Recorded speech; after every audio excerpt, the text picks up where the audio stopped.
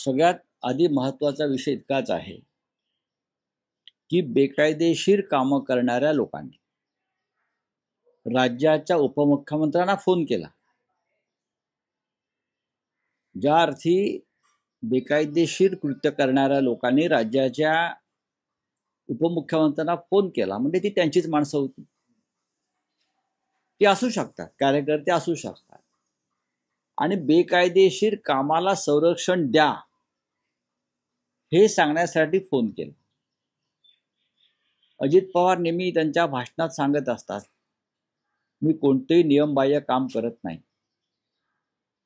नियमात जे बसत नसेल त्याला मी हो म्हणत नाही. अशा अनेक गोष्टी त्यांच्या आहेत. किंवा चुकीचं काम करणाऱ्यांना टायरवरती उलटं टांगून मारा मारा बारामती तिकडे तिकडे सांगत असतात. इतका मोठा अनुभवी माणूस, 6-7 वेळा डेप्युटी सीएम राहिलेले नेते, त्यांना हे समजू नये की मला ज्यांनी फोन केलाय ते काय काम